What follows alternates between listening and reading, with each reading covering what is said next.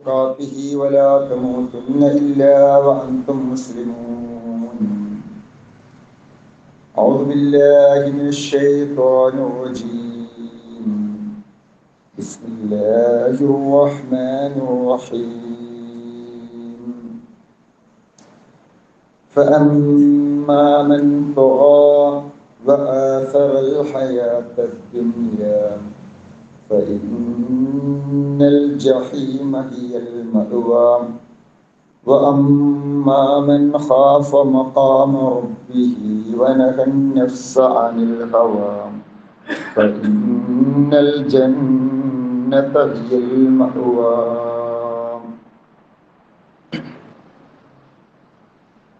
വിശ്വാസികളെ, വിശ്വാസിനികളെ, സർവ ലോകരക്ഷിതാവായ അള്ളാഹുവിൻ്റെ നിയമനിർദ്ദേശങ്ങൾ യഥാവിധി ജീവിതത്തിൽ പകർത്തുവാനും വിശ്വാസിയായി ജീവിച്ച് ഈമാനോടെ മരിക്കുവാനും പരിശ്രമിക്കണമെന്ന് എന്നെയും നിങ്ങളെയും ഓർമ്മിപ്പിക്കുകയാണ്.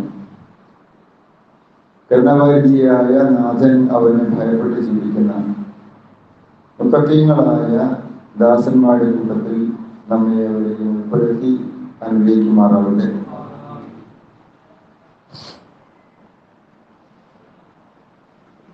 ജീവിതത്തിൽ പല തരത്തിലുള്ള പ്രതിസന്ധികളും പ്രയാസങ്ങളും പ്രശ്നങ്ങളും അഭിമുഖീകരിക്കേണ്ടി വരുന്ന, നേരിടേണ്ടി വരുന്ന രീതിയിലാണ് അള്ളാഹു മനുഷ്യനെ സൃഷ്ടിച്ചിരിക്കുന്നത്. ഇത്തരം എടുത്താൽ പൊങ്ങാത്ത ഭാരം നമ്മുടെ തലയ്ക്ക് മുകളിൽ വന്നു നിൽക്കുമ്പോൾ നമ്മുടെ ജീവിതത്തെക്കുറിച്ച് നാം ഒരു പുനർവിചിന്തനം നടത്തും. അത്തരം സന്ദർഭങ്ങളിലാണ് നമ്മൾ അങ്ങനെ പുനർവിചിന്തനം നടത്താറുള്ളത്. പടച്ചോനെ, ഞാൻ പോണ റൂട്ട് ശരിയാണോ? ഞാൻ പോണ പോക്ക് ഓക്കെയാണോ? എൻ്റെ ജീവിതത്തിൽ ചില മാറ്റങ്ങളൊക്കെ വരുത്തേണ്ടതില്ലേ? അങ്ങനെ ഈ ഒരു ആഘാതത്തിൻ്റെ പ്രഹരത്തിൽ ഒരുപക്ഷെ സ്വന്തക്കാരായ വല്ലവരുടെയും മരണമായിരിക്കാം, അതല്ലെങ്കിൽ നമുക്ക് തന്നെ ബാധിച്ചിരിക്കുന്ന ഒരു അസുഖമായിരിക്കാം, അതുമല്ലെങ്കിൽ സാമ്പത്തികമായ ഒരു പ്രതിസന്ധിയായിരിക്കാം. ഇങ്ങനെയൊക്കെ വരുമ്പോൾ നമ്മൾ ആലോചിക്കും, നമ്മൾ തീരുമാനിക്കും, ഇൻഷാ അല്ലാഹ് ഇനി എൻ്റെ ജീവിതത്തിൽ ചില മാറ്റങ്ങളൊക്കെ ഉണ്ടാവും, ഞാൻ മാറി ചിന്തിക്കും എന്ന്. പക്ഷെ ആ പ്രതിസന്ധിക്ക് ഒരു പരിഹാരമാവുന്നതോടുകൂടി ഒന്നുകിൽ അസുഖം ഭേദമാവാം, സാമ്പത്തിക പ്രതിസന്ധി തീരാം, മരിച്ചുപോയ ആളുകളെ നമ്മൾ മറന്നു പോവാം. അങ്ങനെയൊക്കെ ആകുമ്പോൾ വീണ്ടും നമ്മുടെ അനുഭവങ്ങൾ മാറുകയും നാം പഴയ അവസ്ഥയിലേക്ക് തന്നെ തിരിച്ചു പോവുകയും ചെയ്യും. ഇവിടെ എന്തുകൊണ്ടാണ് മാറണമെന്ന് തീരുമാനിച്ചിട്ടും നമുക്ക് മാറാൻ സാധിക്കാത്തത്? എന്തുകൊണ്ടാണ് ജീവിതത്തിൽ ഒരു മാറ്റം ഉണ്ടാക്കിയെടുക്കുവാൻ നമുക്ക് കഴിയാതെ പോകുന്നത്? നമ്മുടെ സമ്പർക്കങ്ങൾ, ഇടപെടലുകളാണ് നമ്മുടെ അനുഭവങ്ങളായി മാറുന്നത്. ഈ ഇടപെടലുകളിൽ മാറ്റമുണ്ടാകുമ്പോൾ നമ്മുടെ അനുഭവങ്ങളിൽ മാറ്റമുണ്ടാകും. അനുഭവങ്ങളിൽ മാറ്റമുണ്ടാകുമ്പോൾ നമ്മുടെ അറിവുകൾ മാറും. അറിവ് മാറുമ്പോൾ നമ്മുടെ ചിന്താഗതിയിൽ വ്യത്യാസമുണ്ടാകും. ചിന്താഗതിയിൽ വ്യത്യാസമുണ്ടാകുമ്പോൾ നമ്മുടെ പ്രവൃത്തിയിൽ വ്യത്യാസമുണ്ടാകും. അങ്ങനെ നമ്മുടെ ശീലങ്ങളിൽ മാറ്റമുണ്ടാക്കിയെടുക്കുവാൻ നമുക്ക് സാധിക്കും. അതാണ് അതിനുള്ള മാർഗം എന്ന് പറയുന്നത്. അങ്ങനെ ഒരു മാറ്റം നമ്മളിൽ ഉണ്ടാവണമെങ്കിൽ ലോകത്ത് അതിന് സാധിക്കുക നമ്മൾക്ക് മാത്രമാണ്. അള്ളാഹിന്റെ തൗഫീഖ് വേണം ഏത് കാര്യത്തിനും. അത് കഴിഞ്ഞാൽ പിന്നെ എനിക്ക് മാറണമെന്നുണ്ടെങ്കിൽ ആര് തീരുമാനിച്ചിട്ടും കാര്യമില്ല, നമ്മുടെ മനസ്സിനെ നമ്മൾ മാറ്റിയെടുക്കണം. ഖുർആൻ തന്നെ സൂചിപ്പിക്കുന്നത്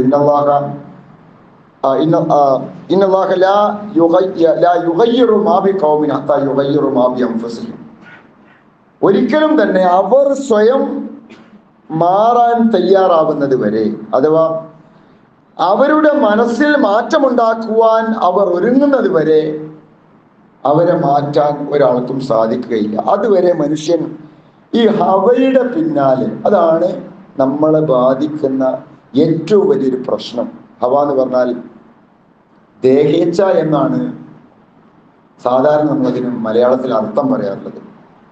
എന്ന് വെച്ചാൽ തോന്നിയത് പോലെ ചെയ്യുക, തോന്നിയ വാസി ആവുക.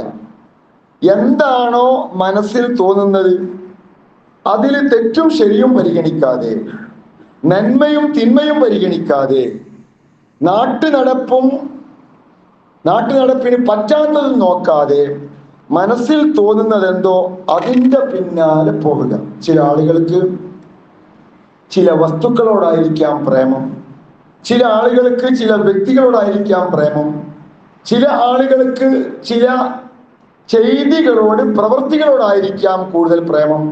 അങ്ങനെ ഏതാണോ തനിക്ക് ആഗ്രഹമായി തോന്നുന്നത്, മനസ്സിൽ ഉദിക്കുന്നത്, ചെയ്യണമെന്ന് കൊതിക്കുന്നത്, അതിൻ്റെ പിന്നാലെ പോവുക.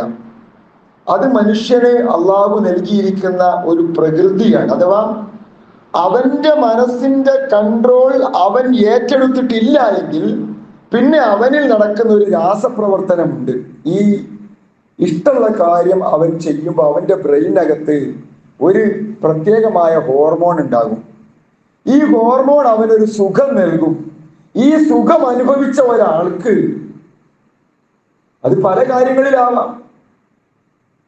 അങ്ങനെ ഇഷ്ടവും അനിഷ്ടവും നോക്കാതെ ഒരു കാര്യം ചെയ്യുമ്പോൾ ആ ഇഷ്ടമുള്ള കാര്യം ചെയ്യുന്ന സമയത്ത് അവന്റെ ബ്രെയിനകത്ത് ഉണ്ടാകുന്ന ഈ ഹോർമോൺ കാരണത്താൽ അവനൊരു സുഖം അനുഭവിക്കുമ്പോൾ ആ സുഖം അവന് പിന്നെയും പിന്നെയും കൊടുക്കാൻ വേണ്ടി അവന്റെ ബ്രെയിൻ അവനോട് പറയും. അങ്ങനെയാണ് മനുഷ്യൻ ഓരോ കാര്യങ്ങൾക്ക് അടിപ്പെട്ട് പോകുന്നത്, അഡിക്റ്റഡായി മാറുന്നത്. മയക്കുമരുന്നാവാം, ചില ദുശ്ശീലങ്ങളായിരിക്കാം, ചില ആളുകളുമായിട്ടുള്ള കമ്പനി ആയിരിക്കാം, തെറ്റായ മറ്റു പല തലത്തിലുള്ള കാര്യങ്ങളുമായിരിക്കാം. നല്ല കാര്യങ്ങൾക്കും മനുഷ്യന് അഡിക്ഷൻ വരാറുണ്ട്.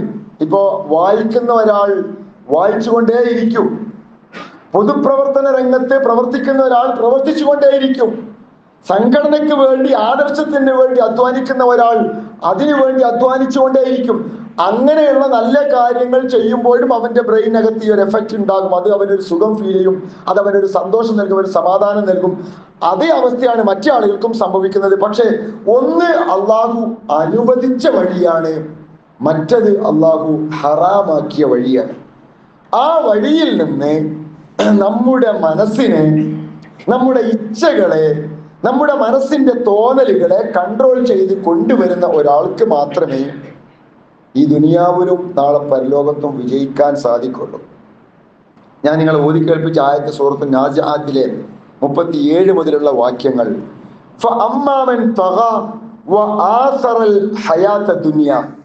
അക്രമം പ്രവർത്തിക്കുകയും ദുനിയാവിനെ സെലക്ട് ചെയ്യുകയും ചെയ്തവൻ, എനിക്ക് ദുനിയാവ് മതി എന്ന് തീരുമാനമെടുത്തവൻ, അവൻ അവന്റെ ഈ തോന്നലിന്റെ പിന്നാലെ ഇങ്ങനെ പോയിട്ട് അവന്റെ ജീവിതം തന്നെ ഈ ദുനിയാവിൽ അവന് നഷ്ടപ്പെടും. അങ്ങനെയാണല്ലോ, ഏതെങ്കിലും ഒരു നിമിഷത്തിൽ ഒരു ലഹരി വസ്തു ജീവിതത്തിൽ ആദ്യമായി രുചി നോക്കിയ ഒരു കുട്ടി, ഒരു ചെറുപ്പക്കാരൻ, ഒരു പുരുഷൻ, ഒരു സ്ത്രീ, ആരായിരിക്കട്ടെ, അവൻ പിന്നീട് അതിനഡിക്റ്റഡായി അവന്റെ ജീവിതം തന്നെ പിന്നീട് വളരെയധികം മ്ലേച്ഛകരമായ ഒരു അന്തരീക്ഷത്തിലേക്ക്, അപകടകരമായ ഒരു സാഹചര്യത്തിലേക്ക് മാറുകയാണ്. ആ രീതിയിൽ പിന്നീട് അവൻ നശിച്ചു പോവുകയാണ്. അവൻ അവസാനം എത്തിപ്പെടുന്നത് കത്തിയാളുന്ന നരകത്തിലാണ്. എന്നാൽ അള്ളാഹുവിന്റെ സ്ഥാനത്തെ, അള്ളാഹുവെ ഭയപ്പെടുകയും ഈ ഹവയിൽ നിന്ന് സ്വന്തം ആത്മാവിനെ, സ്വന്തം ഇച്ഛകളെ, സ്വന്തം മനസ്സിനെ, സ്വന്തം ശരീരത്തെ തടഞ്ഞു വെക്കുകയും ചെയ്തവൻ.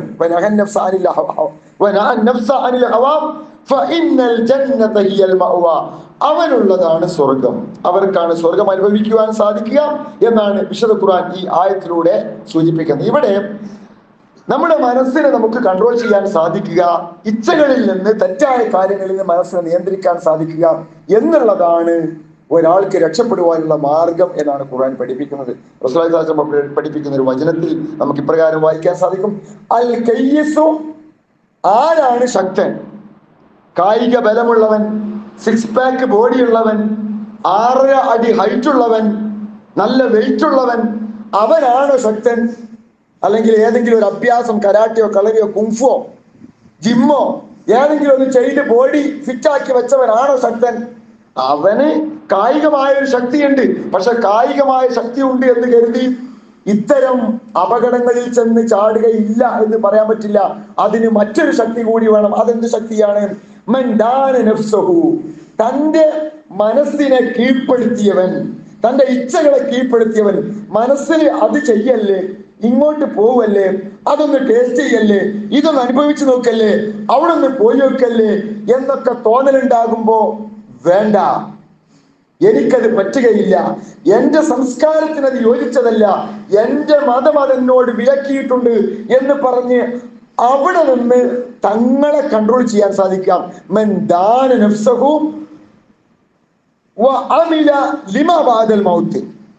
മരണശേഷമുള്ള കാര്യങ്ങൾക്ക് വേണ്ടി പ്രവർത്തിക്കാൻ തയ്യാറാവുകയും ചെയ്യുന്നവരാണ് ശക്തൻ എന്നാണ് റസൂലുള്ളാഹി സ്വല്ലല്ലാഹു അലൈഹി വസല്ലം പഠിപ്പിക്കുന്നത്.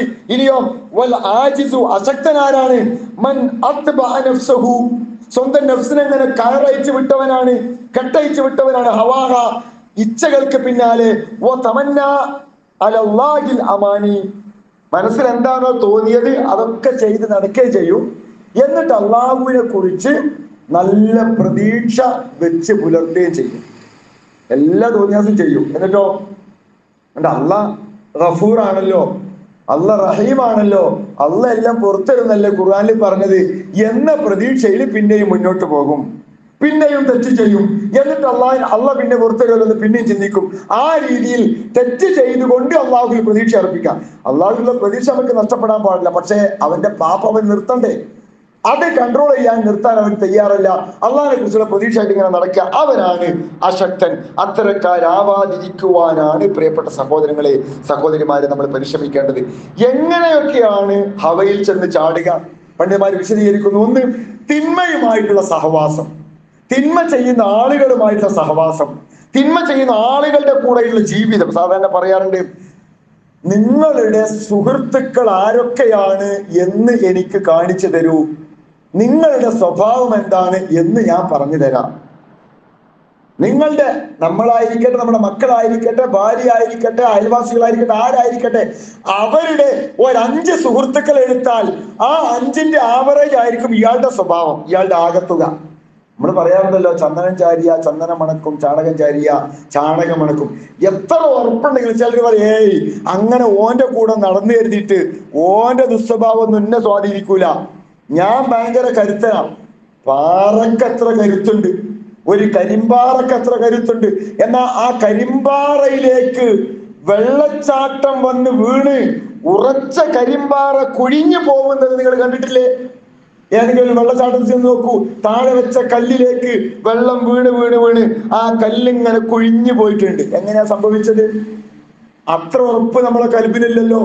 അതുകൊണ്ട് സാഹചര്യങ്ങൾ, സൗഹൃദങ്ങൾ, കൂട്ടുകൂടുന്ന അവസ്ഥകളെ ശ്രദ്ധിക്കുക. ഇത് മനുഷ്യനെ പാപത്തിലേക്ക് എത്തിക്കുന്ന ഒരു പ്രധാന കാര്യമാണ് എന്ന് പണ്ഡിതന്മാർ വിശദീകരിക്കുന്നു. ഒന്നാമത്തെ, നമ്മുടെ ഫ്രണ്ട്സ് ആരാണ്, നമ്മൾ ആരുടെ കൂടെയാണ് കൂട്ടുകൂടുന്നത് എന്നുള്ളത് ശ്രദ്ധിക്കാം.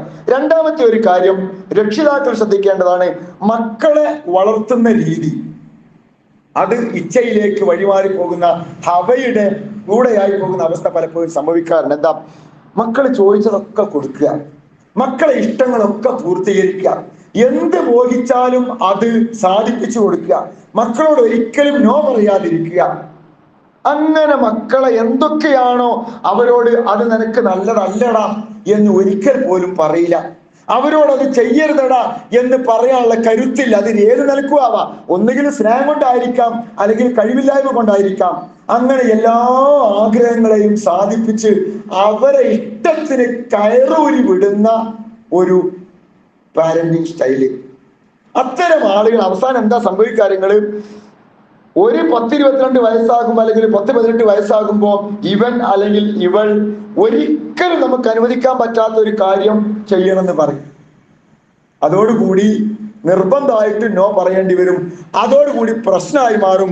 ഒരു പക്ഷേ കത്തിയെടുക്കും, അല്ലെങ്കിൽ കയറെടുക്കും. പല രീതിയിലും അപകടങ്ങളും അബദ്ധങ്ങളും സംഭവിക്കാറുണ്ട്. ശ്രദ്ധിക്കുക.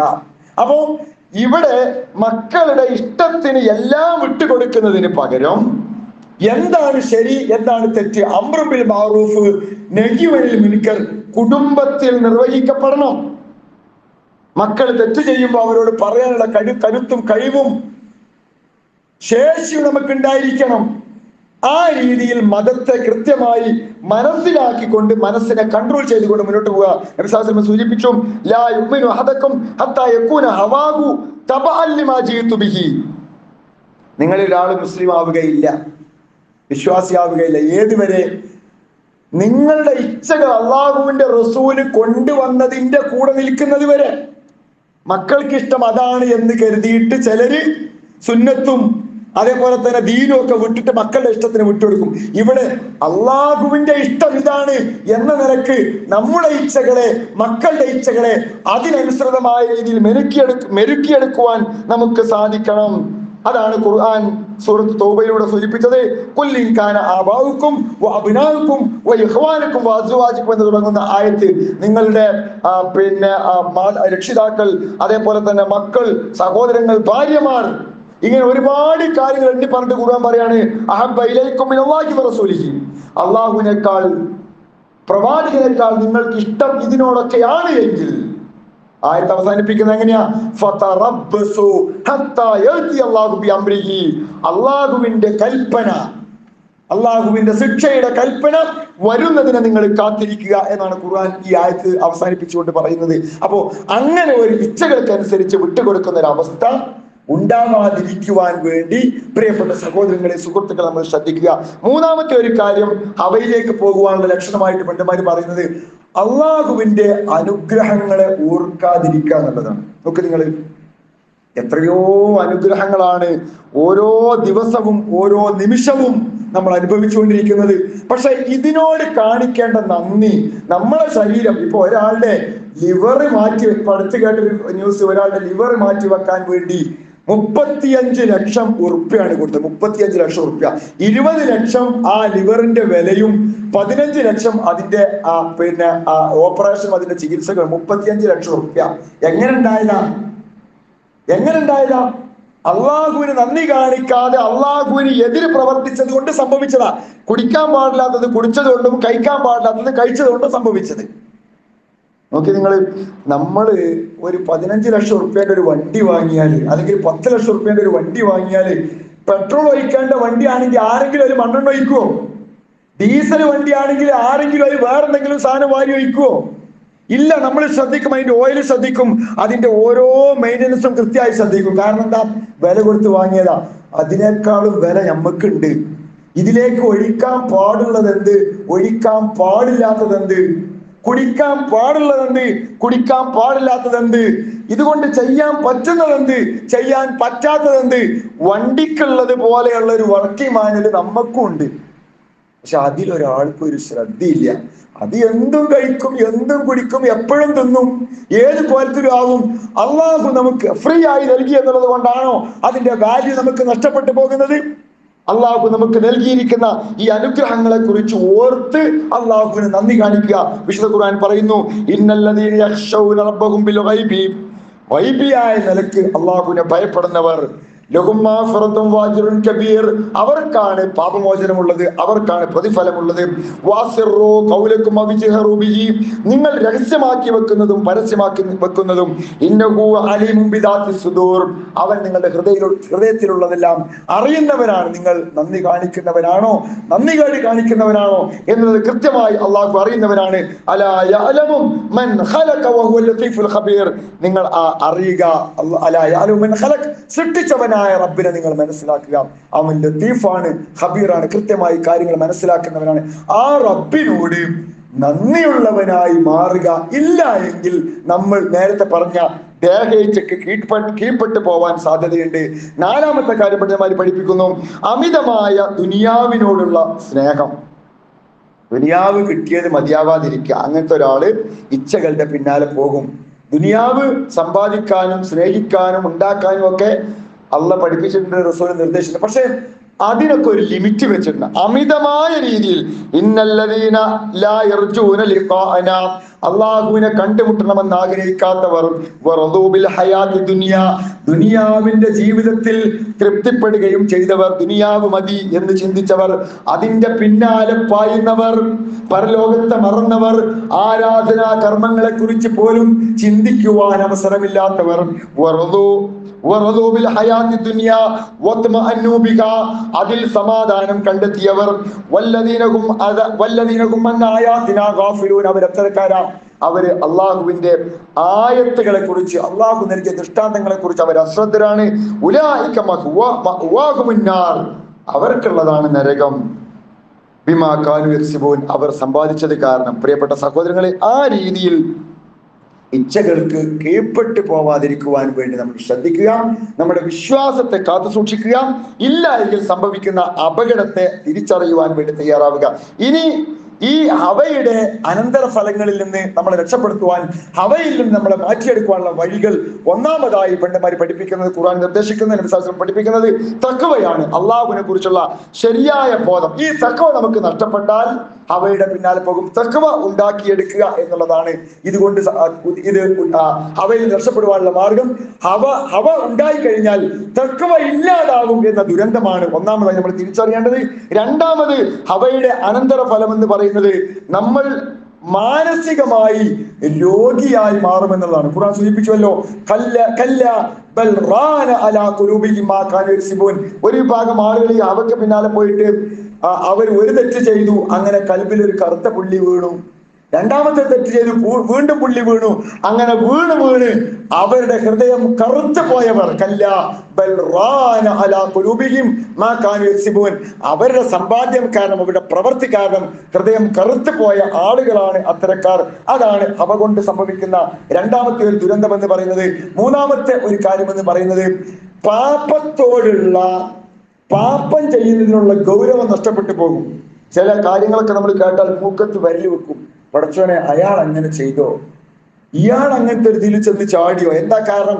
ആദ്യം ഒരു ചെറിയ തെറ്റ് ചെയ്തു, പിന്നെ അതിലും വലുത് ചെയ്ത് ഈ തെറ്റിനോടുള്ള ഗൗരവം അത്തരം ആളുകൾക്ക് നഷ്ടപ്പെട്ടു പോകും എന്നുള്ളതാണ് ഹവയുടെ പിന്നാലെ പോയാലുള്ള പ്രധാനപ്പെട്ട മറ്റൊരു അബദ്ധം. ഇത്തരം ഒരു ദുരന്തത്തിൽ നമ്മൾ ചെന്ന് ചാടാതിരിക്കുവാൻ വേണ്ടി നമ്മുടെ ഹൃദയത്തെ നാം എപ്പോഴും കാത്തു സൂക്ഷിക്കുകയും നന്മയെ കുറിച്ച് ചിന്തിക്കുന്ന ഒരു മാനസികാവസ്ഥയിലായിരിക്കുവാൻ വേണ്ടി ശ്രദ്ധിക്കുക എന്നുള്ളതാണ് ഇതിൽ നിന്ന് രക്ഷപ്പെടുവാനുള്ള മാർഗം. അള്ളാഹുവിനെ കുറിച്ചുള്ള ഓർമ്മ കൃത്യമായി നിലനിർത്തുക, അള്ളാഹുവോട് പ്രാർത്ഥിക്കുക, മനസ്സിനെ കളങ്കങ്ങളിൽ നിന്ന് കാത്തുരക്ഷിക്കുക. അള്ളാഹു നമുക്ക് ഏവർക്കും അതിന് തൗഫീഖ് നൽകി അനുഗ്രഹിക്കുമാറാവട്ടെ.